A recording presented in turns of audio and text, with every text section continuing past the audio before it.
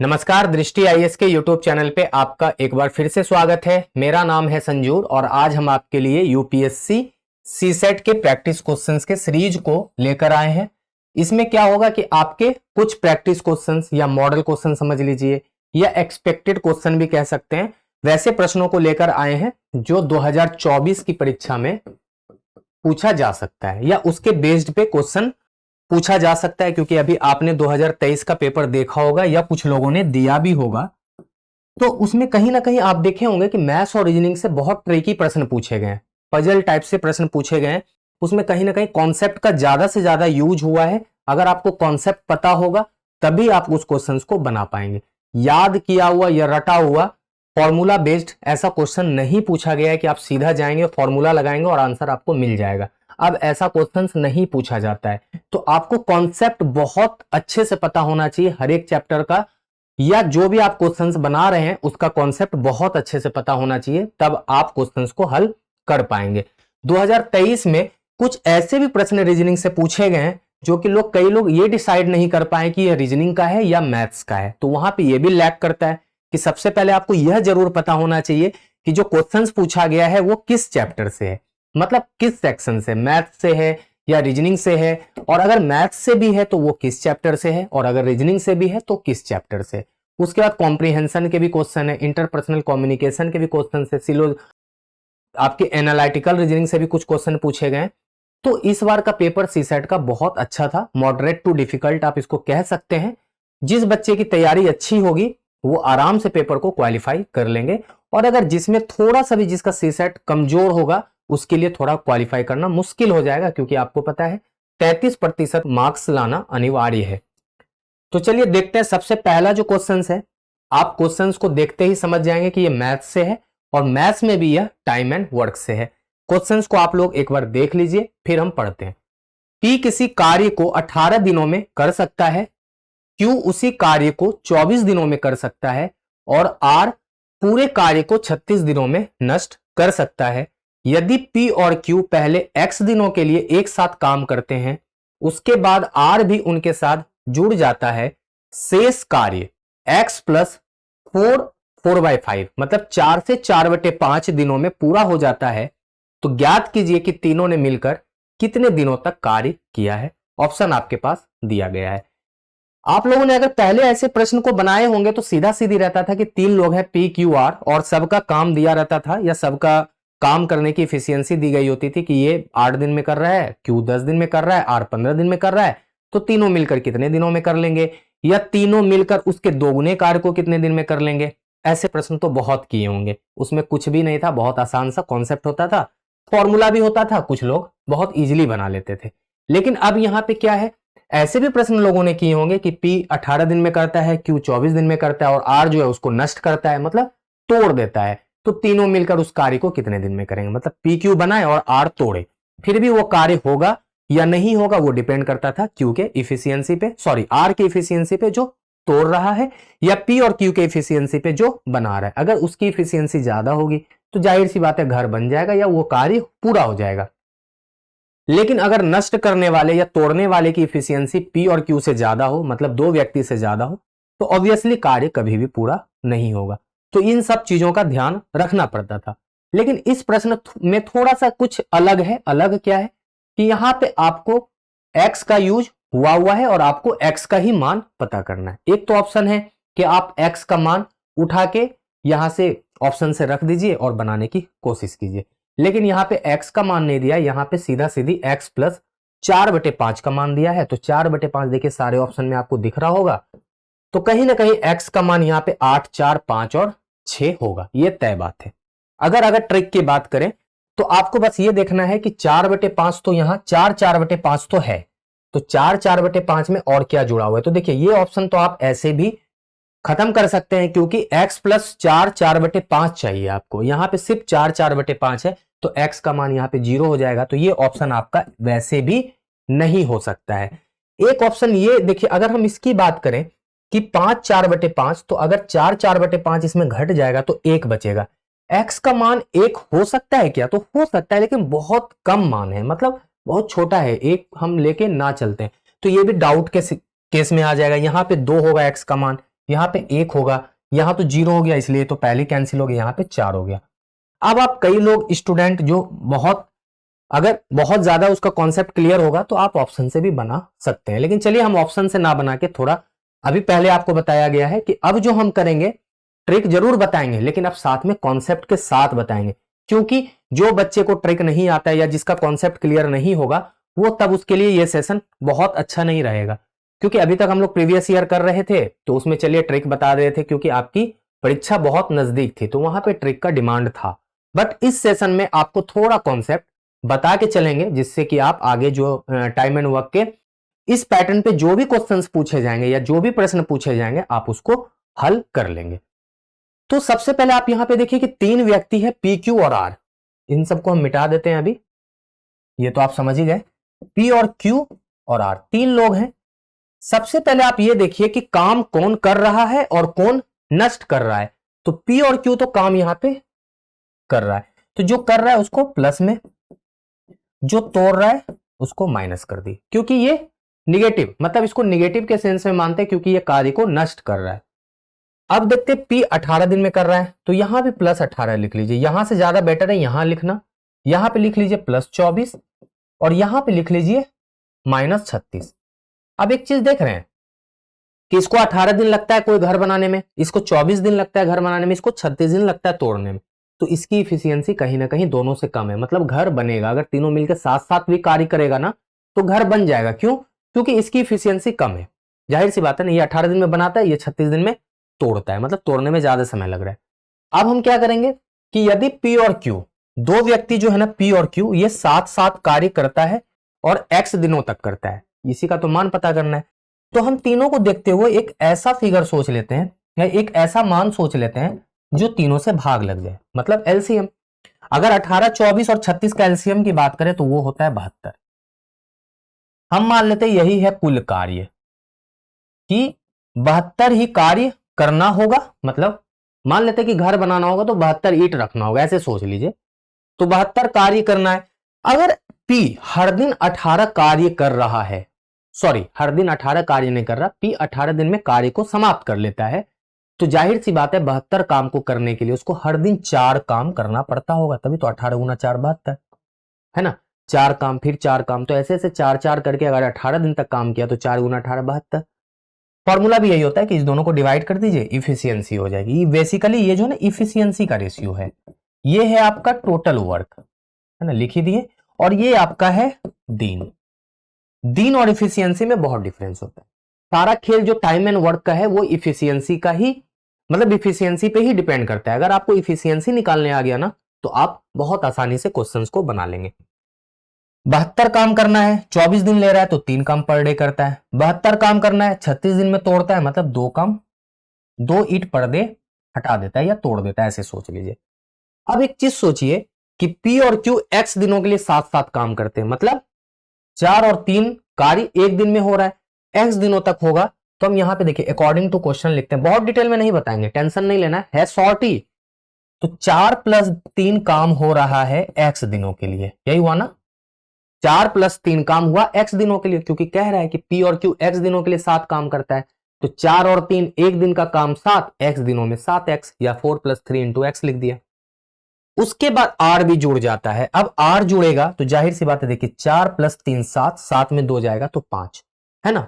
तो 4 काम हो रहा है, फिर 3 काम होगा और 2 काम नष्ट भी होगा, मतलब काम कुल मिला के 5 ही होगा। और वो काम कितने दिनों तक चलता है, उसके बाद आर भी उनके साथ जुड़ जाता है। और शेष कार्य, मतलब ये वाला जो कार्य है ना, वो कितने दिनों तक चला, x + 4 4/5। तो हम यहां पे लिखेंगे x + 4 4/5। और यही जो टोटल कार्य है ना, ये देखिए टोटल कार्य शेष कार्य बराबर, टोटल कार्य नहीं 7 दिनों का कार्य और शेष कार्य इक्वल टू टोटल कार्य। बस आप इसको सॉल्व कर लीजिए और आपका आंसर आ गया। जब हम इसको सॉल्व करेंगे तो देखिए 4 3 7x, ठीक है, अच्छे से लिखते हैं, 7x ये हो गया। और इसको जब सॉल्व करेंगे तो ये 4 3 7 में 2 गया 5, 5 गुना x 5x, क्लियर। और प्लस 4 3 7 में 2 गया 5, 5 को 4 × 4/5 का मतलब क्या होगा, 5 के 20 4 24/5। तो जब इसको कटाएंगे तो ये बच जाएगा केवल 24 और इधर हो जाएगा 72। तो देखिए 7 में 5 जाएगा तो 2, और इधर 72 में 24 जाएगा तो 48 होता है। बहुत आसानी से आपको पता लग गया x का मान 24। कुछ गड़बड़ तो नहीं है, 7 5 12 होगा ना, जोड़ना है घटाना नहीं है। तो 12 से जब 48 को भाग करेंगे ना तो मेरा आंसर आ जाएगा 4। मतलब x का मान जो है ना 12x बराबर 48 और x का मान यहां पे हो जाएगा 4। जब x का मान आपको 4 पता लग गया तो आपको बहुत आसानी से पता लग जाएगा कि तीनों मिलकर कितने दिनों में कार्य को समाप्त किया है। अब एक बात देखिए, आपको यह देखना है कि तीनों मिलकर कार्य को कितने दिनों में समाप्त किया है। तो आपसे शेष कार्य केवल नहीं पूछा जा रहा, आपसे क्या पूछा जा रहा है, टोटल कार्य। मतलब जितना जो कार्य हुआ है ना वो कितने दिनों में समाप्त हुआ है, या ज्ञात कीजिए तीनों ने मिलकर, अच्छा एक मिनट, ज्ञात कीजिए कि तीनों ने मिलकर कितने दिन तक कार्य किया। पी और क्यू का फिर नहीं लेना है, यहां पे क्वेश्चन को समझना है। यहां पे लिखा जाता कि कुल कार्य जो है ना वो कितने दिनों में समाप्त हुआ, तब पी और क्यू के द्वारा जो लिया गया समय था वो भी जोड़ते और लास्ट में जो शेष कार्य हुआ था वो भी जोड़ते। लेकिन यहां पे क्वेश्चन में साफ साफ कह रहा है कि तीनों मिलकर, तो तीनों मिलकर देखिए यही समय लिया है ना, x प्लस 4/4 तो x का मान हो गया 4 और 4/5 को और जोड़ दीजिए। आपको पता है ये दोनों आपस में जुड़ जाता है तो 8 और ये 4/5 इधर ही रह जाएगा। तो कहीं ना कहीं मेरा आंसर हो गया 8 4/5 दिन। अगर आपसे यह पूछा जाता कि पूरा कार्य कितने दिनों में समाप्त हुआ है तो आप 4 और जोड़ देते हैं ना, ये जो x दिनों में p और q कार्य किया है तो 8 4 12 4/5, तो आपके पास 2 आंसर हो गया।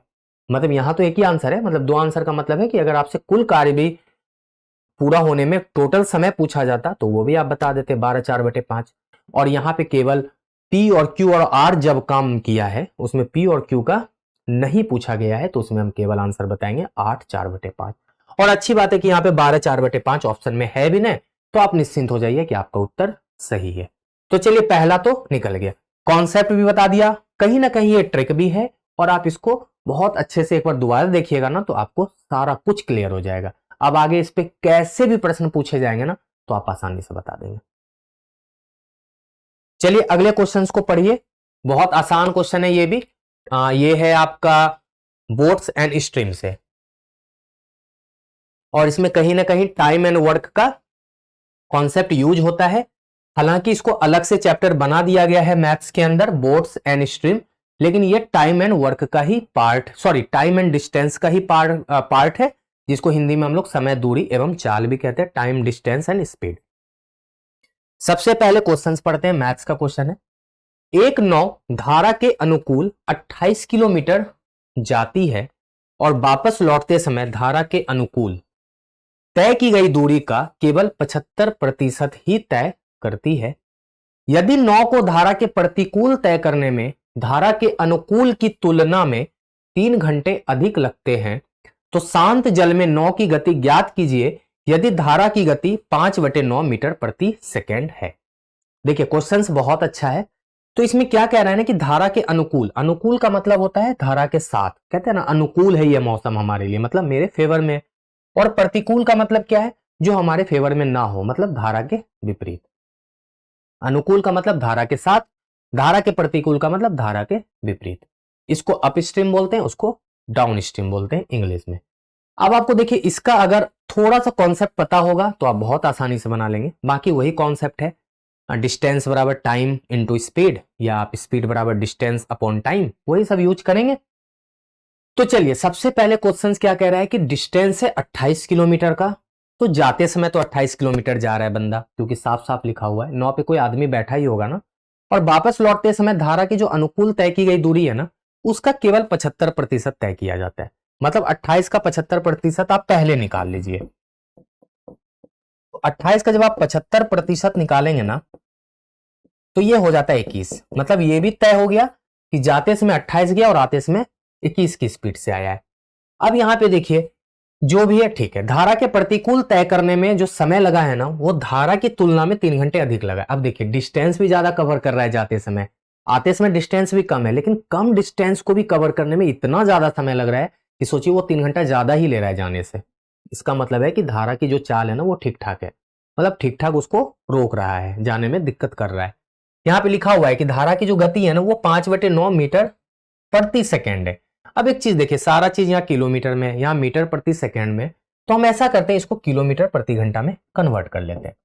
तो 5/9 मीटर प्रति सेकेंड को अगर किलोमीटर प्रति घंटा में कन्वर्ट करना है तो हम आराम आराम से 18/5 से गुना करते हैं। आप लोगों को ये तो जरूर पता होगा। मतलब धारा की जो चाल है ना वो 2 किलोमीटर प्रति घंटा है, ये भी तय है। क्लियर? अब हम बस सीधा सीधी उठा के इसको फॉर्मूला पे रख देते हैं, कॉन्सेप्ट तो बताना ही है आपको। तो हम मान लेते हैं कि शांत जल में जो नौ की गति है ना वो x है। शांत जल में जो नौ की गति है ना वो x है, क्योंकि वही निकालने बोल रहा है तो चलिए वही मान लेते हैं। क्लियर? अब देखिए शांत जल में आप जा रहे हैं, धारा आपको अपोज कर रहा है, तो जाहिर सी बात है आपके शांत जल में जो चाल है ना आपकी, उसमें धारा के चाल को घटा देते हैं। और अगर आप धारा के साथ जा रहे हैं तो आपके शांत जल में जो आपकी चाल है उसमें हम धारा के चाल को जोड़ देते हैं। यही होता है अप स्ट्रीम और डाउन स्ट्रीम में कॉन्सेप्ट। तो इसमें क्या है, प्रश्नानुसार कि 21 किलोमीटर जाने में उसको जो चाल है उसकी वो है x-2। कोई दिक्कत? यहां तक सबको समझ आ गया होगा। क्यों?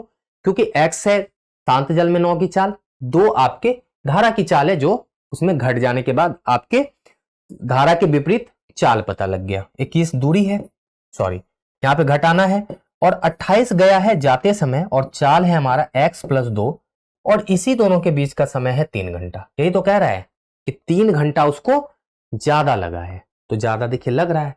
अब कुछ मत कीजिए, या तो आप इसको सॉल्व कीजिए, ठीक है, तो आप बहुत परेशान हो जाएंगे। इतना भी डिटेल में नहीं बनाना है या इतना भी डिटेल में नहीं समझना है। अब यहां से थोड़ा सा हम ऑप्शन का सहारा ले लेंगे, क्योंकि कहीं ना कहीं हमें तो सीखना है जल्दी ही बनाने के लिए, ठीक है, कॉन्सेप्ट जरूर सीखना है, कॉन्सेप्ट यहीं तक है, बाकी ऑप्शन का सहारा लेंगे।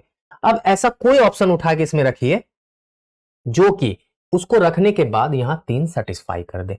अगर हम 8 रखते तो देखिए 8 में 2 जाएगा 6 हो जाएगा। 6 जो है ना वो 21 को भाग नहीं करेगा, और कभी भी अगर भाग ना करे ना तो उससे थोड़ी देर के लिए बचिए, उसको अभी रहने दीजिए। अगर कोई ऐसा ऑप्शन मिल जाता है जो भाग पूरा का पूरा कर दे तो वो मेरे लिए ज्यादा अच्छा रहेगा, फेवर में है मेरे। 2 हो नहीं सकता क्योंकि 2 - 2 0 हो जाता है। किसी भी संख्या को 0 से भाग देंगे तो जाहिर सी बात है भाग लगता नहीं है, ठीक है ना, तो ये भी नहीं हो सकता। 5 लेके देखिए क्या, तो 5 में 2 जाएगा तो 3, कुछ काम बनेगा। और 6 अगर 4 लेंगे तो देखिए 4 में 2 जाएगा तो 2 हो जाएगा, फिर 21/2 10.5 हो जाएगा। तो हम इससे थोड़ा सा बचते हैं, ये भी अभी हम डाउटफुल में रखते हैं, और इसको तो कैंसिल ही कर दिया। 5 लेके चले, 5 में 2 जाएगा 3, 3 7 और माइनस 5 2 7, 7 चौके 28, तो 7 में 4 जाने के बाद 3 आ जा रहा है, तो कहीं ना कहीं ये सेटिस्फाई तो कर दिया मेरे इक्वेशन को, तो मेरा यही उत्तर भी हो गया। तो स्मार्ट तरीका अपनाना है, इलिमिनेशन मेथड यूज करना है कि कौन सा ऑप्शन मेरे लिए सुटेबल है या कौन सा नहीं है। सारे को चेक करेंगे टाइम खराब होगा, तो पहले समझ गए 2 होगा नहीं, वो डेसिमल में आ रहा है तो थोड़ा सा रुक जाते हैं, एक ऐसा ऑप्शन ढूंढ लेते हैं जो डेसिमल में नहीं आ रहा है। अगर उससे काम नहीं बनता तब हम जाके वो और ये ऑप्शन देख लेते हैं। तो मेरा आंसर क्या हो गया, 5 किलोमीटर प्रति घंटा। चलिए चलते हैं अगले क्वेश्चन पे। अब देखिए बहुत अच्छा क्वेश्चन है, मिश्रण से है, ऐसा बहुत सारा मिश्रण से क्वेश्चन आता रहता है आपके एग्जाम में, तो हम लोगों ने मिश्रण का एक क्वेश्चन लिया है कि बर्तन ए में दूध और पानी का अनुपात 7:5 है। एक अन्य बर्तन मतलब एक दूसरे बर्तन में 50 लीटर शुद्ध दूध है। बर्तन ए से 40% मिश्रण को निकालकर दूसरे बर्तन में मिला दिया जाता है, और अब दूसरे बर्तन में दूध और पानी का अनुपात 39:10 हो जाता है, तो बर्तन ए में मिश्रण की मात्रा ज्ञात करें। तो देखिए बहुत अच्छा क्वेश्चन है, अगर आप इसको डिटेल में बनाएंगे तो बहुत समय लगेगा। कई क्वेश्चंस को आपको ऑप्शन से भी बनाना बेटर रहता है, अगर डिटेल में बनाएंगे तो डिटेल में भी बना सकते हैं, लेकिन थोड़ा समय ज्यादा लग जाएगा। तो ऑप्शन से इसके कॉन्सेप्ट को समझने की कोशिश करेंगे कि मान लेते हैं बर्तन ए है यह, और यहां है बर्तन बी, ऐसे सोच लीजिए 2 बर्तन है ना, बर्तन ए और बर्तन बी। बर्तन ए में दूध और पानी का अनुपात है 7:5, ठीक है, और अब दूसरे बर्तन में फाइनली 39:10 हो जाता है, तो अभी लिख ही लीजिए 39:10 हो जाता है। बीच का ऑपरेशन अब देखेंगे कि अन्य बर्तन में 50 लीटर शुद्ध दूध है, यहां पे केवल 50 लीटर मिल्क था, ठीक है ना, 50 लीटर मिल्क है, यहां पे 7 और 5 के अनुपात में दूध और पानी है, मतलब अगर 7 लीटर दूध है तो 5 लीटर पानी है, ऐसा सोचिए। अब बर्तन ए से अगर 40% मिश्रण को निकालकर दूसरे बर्तन में आप डालेंगे और दूसरे बर्तन में दूध और अनुपात का, जाहिर सी बात है, दूध और पानी का अनुपात इसलिए 39:10 हो जाता है क्योंकि कहीं ना कहीं इसका कुछ हिस्सा पानी इसमें भी आएगा। जाहिर सी बात है, जब आप यहां से 40% मिश्रण निकालेंगे तो केवल दूध तो नहीं निकलेगा, कुछ ना कुछ पानी का हिस्सा जाएगा। वही पानी का हिस्सा वहां 10 अनुपात में चला गया और दूध भी कहीं ना कहीं कुछ हिस्सा उसमें दूध भी गया होगा। क्लियर? तो 40% मिश्रण वहां जाता है। तो बोल रहा है कि बर्तन ए में मिश्रण की मात्रा ज्ञात कीजिए।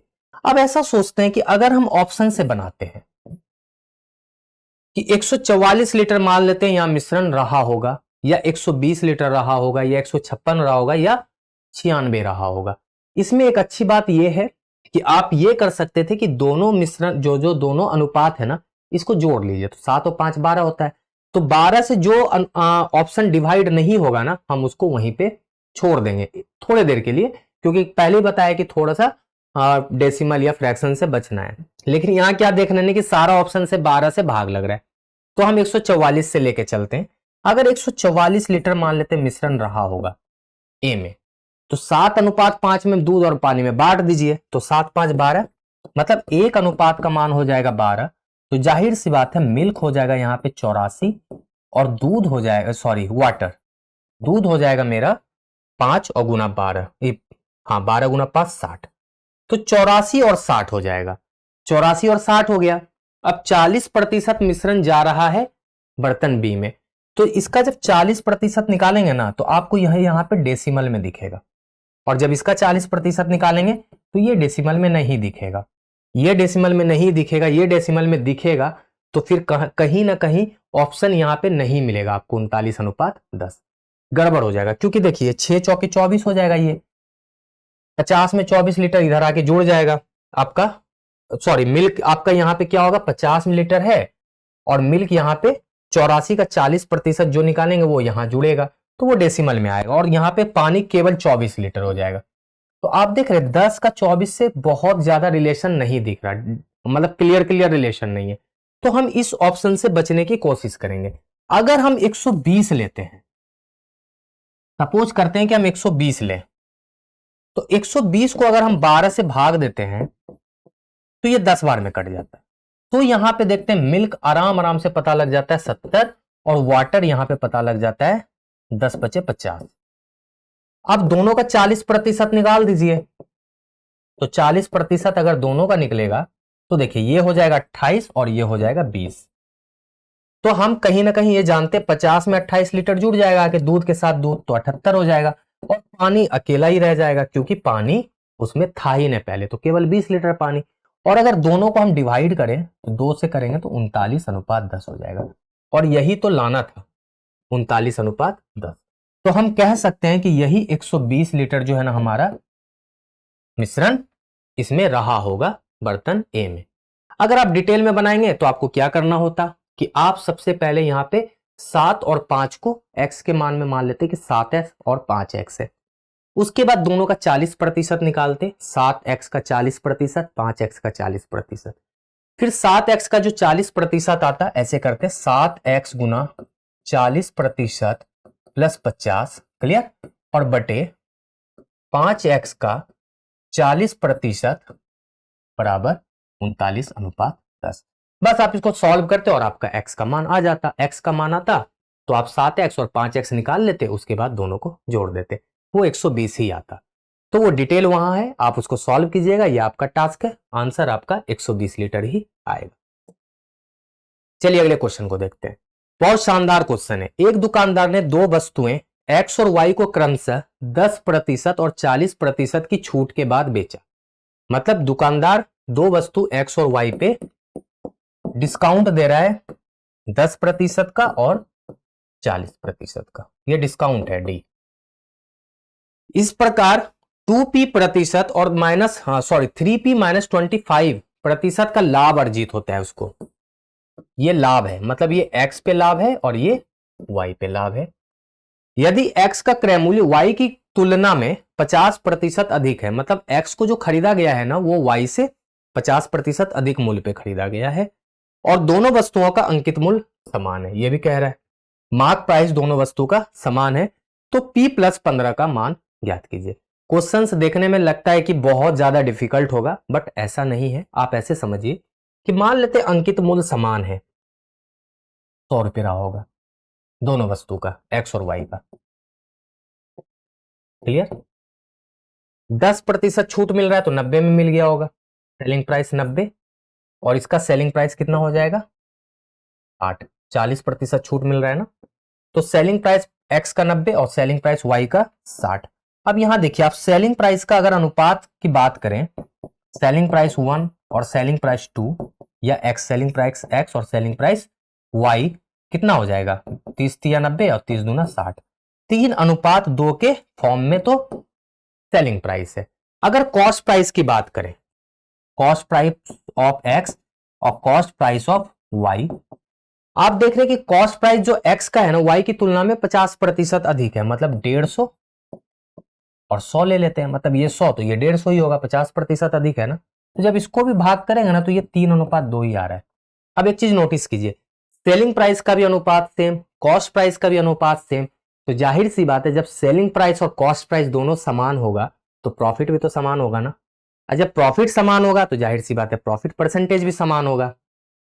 तो हम कह सकते हैं कि प्रॉफिट परसेंटेज अगर समान होगा तो हम कह सकते हैं 2p और 3p - 25 ये भी समान होगा। तो यहां लिख देते हैं, अब इसको हटाइए, यहां पे लिख देते हैं 2p बराबर 3p - 25। जब इसको आप सॉल्व करेंगे तो ये हो जाता है p बराबर 25। अगर p का मान 25 आ गया तो p+15 नहीं निकाल लेंगे, तो p+15 कितना हो जाएगा 25 + 15 मतलब 40, और यही आपका उत्तर है। तो यहां पे कॉन्सेप्ट क्या था कि अगर कॉस्ट प्राइस दो वस्तु का सेम मतलब दो वस्तु का जो कॉस्ट प्राइस का जो अनुपात है और सेलिंग प्राइस का भी जो दो वस्तु का अनुपात है सेम हो जाए ना, तो प्रॉफिट हमेशा समान होगा या प्रॉफिट परसेंटेज भी हमेशा समान होगा। उसी पे ये क्वेश्चन बेस्ड था।